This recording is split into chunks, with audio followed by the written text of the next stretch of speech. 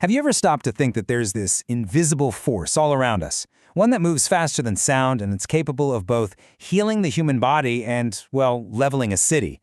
It's a powerful, unseen world, and today we are going to dive right in. It kind of sounds like the start of a riddle, doesn't it? I mean, what on earth could possibly link cutting-edge medicine, raw geology, and heavy industry? Well, the answer is a single, fundamental phenomenon that we're going to unpack in this explainer, the shockwave. So what exactly is it? To put it simply, a shockwave is this super intense disturbance. When a whole bunch of energy gets released into a medium, like air or water or even solid metal, in an incredibly short amount of time, it creates a pressure wave that literally outraces the speed of sound. And as we're about to see, that simple idea has some absolutely extraordinary consequences. So here's how we're going to break down our story today. We'll kick things off with the incredible ways shockwaves are used to heal us. Then we'll move on to how they're used to build and create things. And finally, we'll look at their immense destructive power. All right, first up, the healing shockwave. Now, I know it seems a little counterintuitive, right? Using such an intense force for something as delicate as medicine, but the applications here are completely changing what's possible in surgery and beyond. You know, for decades now, we've used focused shockwaves in a process called lithotripsy to shatter painful kidney stones without making a single cut. But that was just the beginning. Now, that very same principle is being used to clear blockages inside our own blood vessels. Let's walk through a procedure called intravascular lithotripsy, or IVL. A surgeon guides this tiny little catheter right up to a heavily calcified blockage in an artery. Then, this device emits these really controlled, localized shockwaves that just fracture the hard, brittle calcium. This makes way for a stent to be placed, which completely restores blood flow. And wow, the result is just striking. On the left, you're seeing an artery that's dangerously narrowed by plaque. And on the right, after that shockwave treatment, the path is clear. Blood can flow freely again. It's just a precise, powerful, and totally life-saving application of physics. And the innovation just doesn't stop with arteries. Researchers are now using shockwaves to activate nanoparticles that can target bladder cancer and even to improve bone density around implants. And then, in a completely different world, get this, shockwaves are being used in food science to tenderize meat by changing its muscle protein structure. Wild, right? Okay, so that perfectly sets us up for our next chapter, the productive shockwave. Here, we're shifting from the biological to the industrial, where these exact same forces are used to create and refine materials in ways that, honestly, were impossible before. I think this quote just captures the essence of it perfectly. We're talking about engineers who are harnessing some of the most powerful forces you can imagine. We're talking about explosions, and then scaling them down to achieve microscopic precision. Take cleaning really delicate surfaces, for instance. For advanced materials used in aerospace, traditional abrasive methods are just way too risky. But with laser shockwave cleaning, a focused laser pulse creates a tiny localized shockwave. It just blasts away contaminants, leaves absolutely zero residue, and causes no damage to the material underneath. It's a total game changer. But what about joining things together?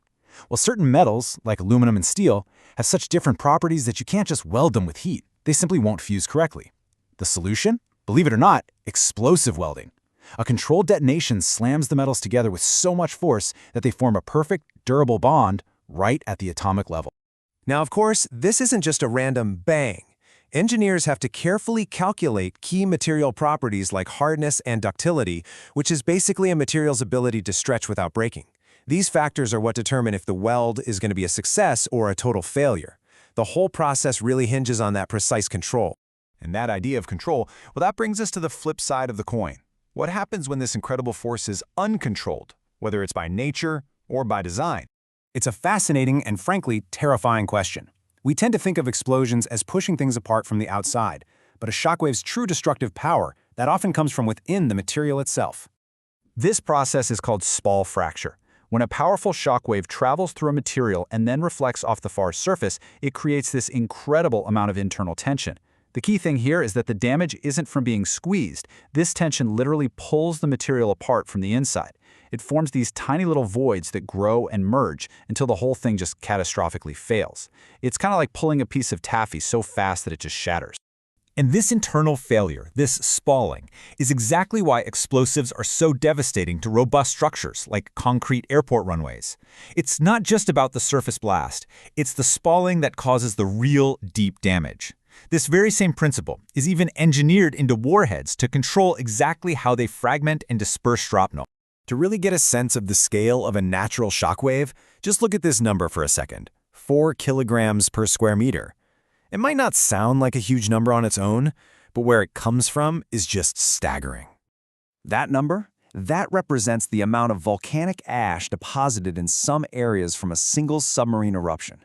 These eruptions are one of nature's most powerful shockwave generators, and they're capable of completely reshaping the seafloor and even altering global weather patterns. And get this, the power of a shockwave isn't even a fixed thing. It can be amplified. This chart shows how the same industrial explosive, it's known as AMPHO, becomes way more powerful when it's confined. Putting it in a thick-walled pipe focuses all that energy and dramatically increases the detonation velocity. It's a really clear illustration of how context and confinement can change everything. So, as we start to wrap up, it's just incredible to consider the sheer scale of this phenomenon. You have shockwaves shaping geology deep within our planet, right at the core mantle boundary, and at the exact same time, they're governing the precise way a single water droplet breaks apart when it hits a surface, from the massive to the microscopic. And that's really the central theme we've seen today, isn't it? A shockwave is this fundamental force of nature.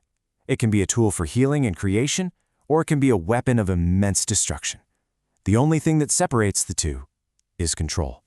Which really just leaves us with one final thought. We are just beginning to understand how to precisely command this force. I mean, from mending arteries to welding the impossible, we've come a very long way. So what comes next? What new problems are we going to solve, or maybe even create, as our mastery of the shockwave continues to grow?